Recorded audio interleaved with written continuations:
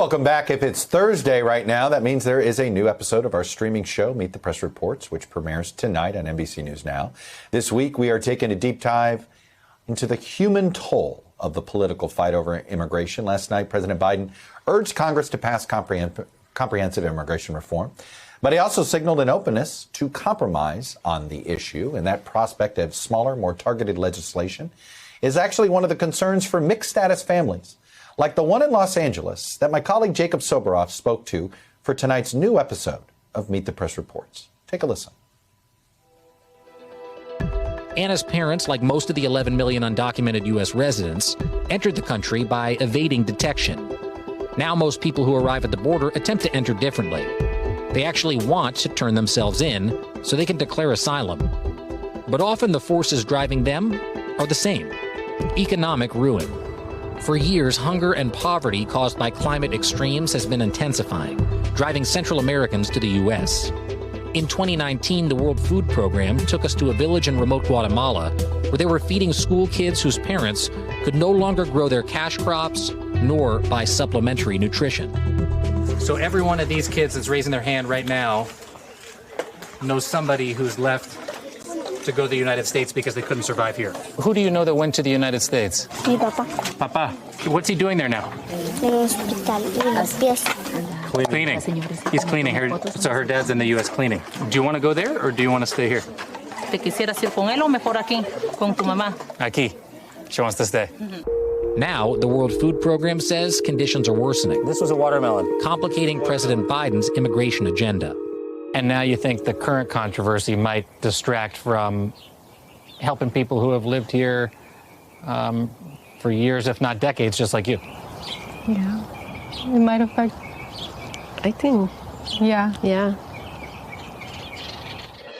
And we're going to pick up on that point right now. Jacob Soboroff joins me. He's been reporting on the border crisis and the family separation issue for years, and he joins me now. So, Jacob, what was interesting there is this concern that Anna and her parents have about this.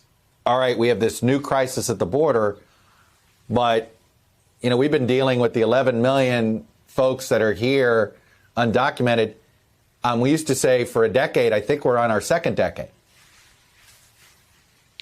3 decades when it comes to Anna's father, Chuck, who everybody will meet tonight in the MTP Reports mini documentary that we did. And I'm grateful to you guys for asking us to do it, because the truth of the matter is we spent a lot of time focused on the situation at the border itself. And there is so much more to it. There is what's happening in Central America, but it's also the implications of what is happening in Central America and on the border to the politics in Washington, D.C. and who that ultimately affects. And it affects directly the 11 million undocumented folks who have been here, in the case of Anna's family, for 3 decades when it comes to her dad, 2.5 decades when it comes to her mom. And they're worried that while President Biden last night said he wants to push for that comprehensive immigration reform that would give all 11 million undocumented residents status, that more targeted legislation, for TPS holders, temporary protected status holders, and dreamers and farm workers is going to come at the expense of people who have been fighting that fight for just as long and with just as much skin in the game. And you noted that there's sort of that these mixed status families, they're actually trapped in this country now for a while. They can't leave because they're not here legally. And if they leave and then they get separated from their family, I mean, it's really been a nightmare for folks who, again, we could have the debate about why they came, but boy, they've been here a long time, been paying taxes. Their kids are citizens. I mean, this is sort of the real life impact here. I'm so glad you brought that up, because family separation is something that we associate with President Trump and the Trump administration.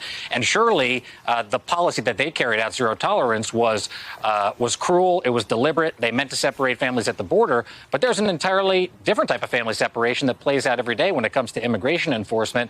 And that is the separation of mixed status families if they get ensnared in the immigration enforcement system. So Anna is a U.S. citizen. Her 3 younger sisters are U.S. citizens. Their parents obviously are not. And they're still at risk of separation today, especially if President Biden goes with that more targeted immigration reform proposal. Well, it's why you need more than 5 minutes to do stories like this. And tonight, we have a lot more than 5 minutes. Jacob Soboroff, fine work by you, sir. Thank you. You will be able to see much more of Jacob's reporting, years in the making in some cases, on tonight's episode of Meet the Press Reports. It streams on NBC News Now at 8 p.m. Eastern tonight. And, of course, will be available on demand in perpetuity on Peacock beginning tomorrow. Hey, thanks for watching our YouTube channel. You should know that you can follow today's top stories and breaking news and catch up on your favorite MSNBC shows all in one place. Download the NBC News app today.